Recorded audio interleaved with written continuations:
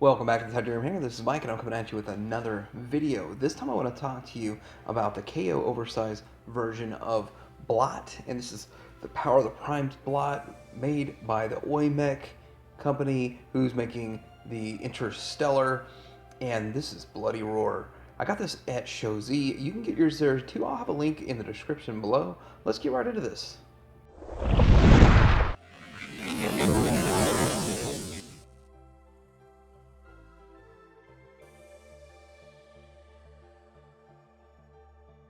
I want to go ahead and show you the box, and this box is probably one of the more beat up boxes I've gotten from Show Z, but it was deformationed. But the reality of it is, I think that Show Z takes a lot more care in the more expensive boxes, and this is just a really inexpensive figure. And of course, I'm not going to store it in a box. But anyway, that's what it looks like. And the fact that the KO company just went through so much trouble to even make a box that looks this nice is pretty cool. I've been getting brown box specials on $100 KOs, so I'm happy that we've got something. And I am a box collector, so I will keep it. Let's have a look at this guy real quick. And the first thing I want to talk about is his accessories. And really, this is the only place I can see for the weapon storage and accessory storage. Now, we're going to talk about this accessory here in a second, or actually right now. But with that, this is a foot, and the original figure came with a hand, so there's a little red piece put in there. That's cool looking. But the hand was the original one, and the foot was something else. So obviously, you want to configure it however you want. If you get all of them, you can configure it however you want because you'll have all the pieces. So the next figure, she'll get another foot, I guess, because I've got two fists already. The gun, on the other hand, is not really his gun. Of course, it is a generic gun, like they put in with this guy. So, yeah, kind of sucks, but, you know, at least we got a gun. And once you combine them in combine mode, it really doesn't matter. So this is kind of what he would look like if you had the hand. If the hand came with them, you would have probably set the configuration up like this for storage of weapon storage. But we're going to kind of put that accessory storage away, and let's go ahead and look at the paint on this guy and in this form. And there's plenty of paint on him. He has silver here, kind of a green neon there. His eyes are painted. The chest hole ports are painted red. Looks nice. Getting down here, somebody once told me that there's die cast in every one of these Aoyi mechs, and sadly I only noticed in one or two. Now I'm looking, and I think all of these have the die cast in their feet. So as I go through comparing them, I'm going to be checking for die cast, because I do feel it. That's cold, ice cold right there. Looking at the back, there's some robot mode paint carried over. Looks pretty good. I mean, this figure looks good. I mean, I don't know exactly what this is supposed to be, just some sort of a creative monster. But let's go ahead and see that there's really no head articulation. I guess you could lift the whole chest piece up. It kind of unclips pretty easy. You do have some movement in the shoulders, and you do get a 360. You get the ball joint right here. Now, this is something that Legends class figures are doing away with, the ball joints at the elbows, but yet that's kind of a Power of the Primes thing. And then no waist swivel, of course. Your legs kind of go forward and back. And then you have a little bit of something going on with the foot, with that front and back. And that's about all you get. But you know what? That's really all you need. And what kind of poses are you going to be pulling this guy off in? Well, not much, really. So my son has this one opened up, and loose, I guess you could say, in his collection. So I wanted to do a quick side-by-side comparison of these two and show you some of the differences.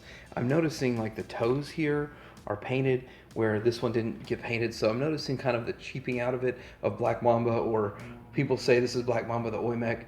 Also, of course, there's no symbol up here, but I mean, it would have been nice if they would have just stuck with maybe painting it silver or something, and then we just put our sticker on top of it. That would have been cool.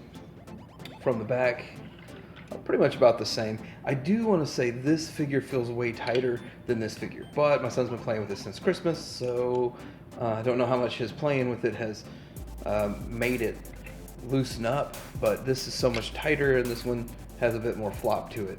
So there's that.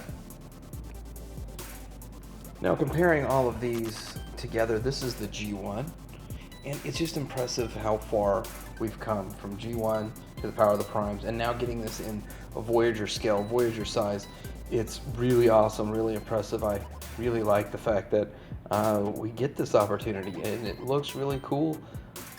It's just this figure here has a lot of opportunities, and there's the opportunity right there to make it better. Just do a quick alt mode comparison, just show what it looks like next to some classic figures, and just get the idea of size if you have some deluxe figures in there, because obviously this is a Voyager figure. Let's transform him up, and it's really simple transformation. So we're gonna unhook the back there and kind of fold the legs out, lift it all around. That's real simple with the legs. You can split the legs here, and then you just want to clip this piece in.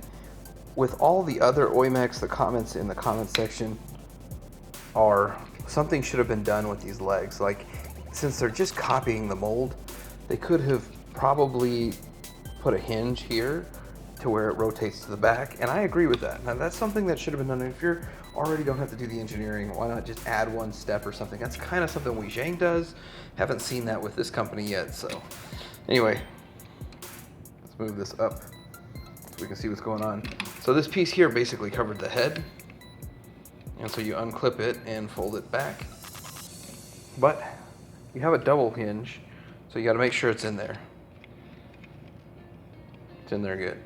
Okay, and then the arms are pretty much in place, but you do want to turn this little third claw into the hand, which when I first noticed that, I thought it was really cool. I've actually never messed with this figure ever until I got this one. So let's do the same thing on this other side.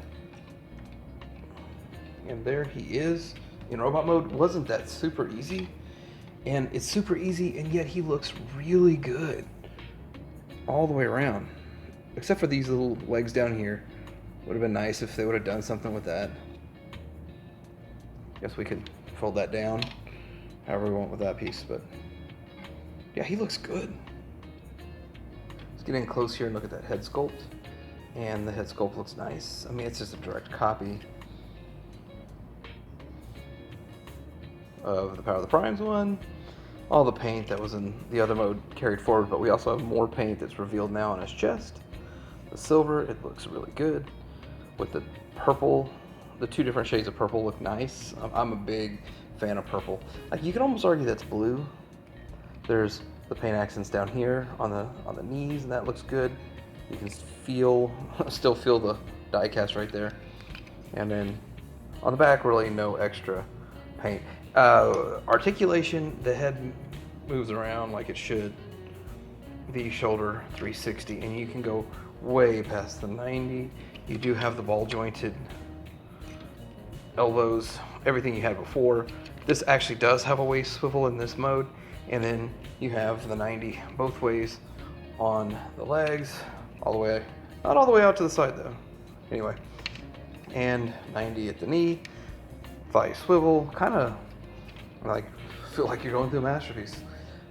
And no ankle tilt though, so foot is just solid and in place. So let's go ahead and see what he looks like next to everyone else. Let's start off with comparing him to himself, and of course, I feel like you get way more bang for your buck with this guy because he's bigger, beefier, heavier, feels more solid, but you do get a tampographed sticker emblem on there as opposed to like sticking a sticker on, so that looks really good. Paint apps in robot mode look almost 100% identical. I don't really see anything different, as I did see in the alt mode. Looking at the backs, about the same, as we do have the faction symbol here, not there, and it looks like a rub sticker. Yeah, great stuff there. But looking at the two side by side, he is much bigger because he's deluxe to Voyager. So here he is next to Optimus Prime and Megatron. And you know what? He's just a tad bit shorter than both of them, which feels perfect. It feels just right to have him slightly smaller than the leaders. That makes sense. And that's kind of what the whole Siege line and Earthrise line, or whatever comes after Earthrise, will be.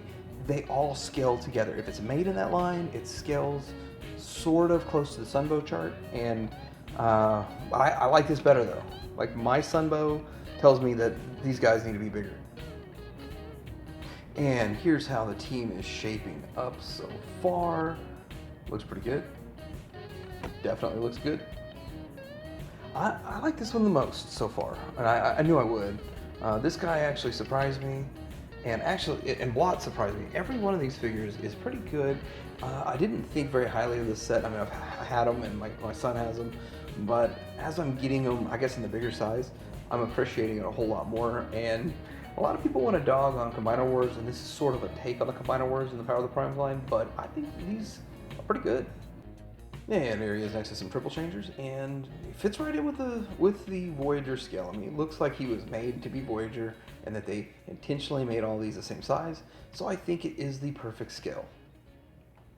And here he is next to G1, and who would have ever thought that something like this G1 figure here would turn into something like this? Awesome, just awesome. This figure takes a G1 figure and makes that out of it. It's so much worth it. So much better than the G1, although the G1 still has its charm. This has been the Aoyi Mech Bloody Roar Interstellar KO oversize of the Power of the Primes / Combiner Wars version of the Abominous Blot, and he's gonna form that big guy eventually as soon as the rest of them come out. I think it's a pretty solid figure. Lacks just a few minor paint details and no faction symbol. Bigger than the Power of the Primes, right in line with Voyager. You know, I see these figures and I start to wonder, what would a Siege or an Earthrise or one of those combiners look like? How big would it be? I think that all the figures would be Voyager scale, and we'd get ourselves a much bigger figure. But of course, that's my opinion, and I think this is the way to go if you're into combiners. Let me know what you think in the comments below. Like, subscribe, and Tiger Hanger out.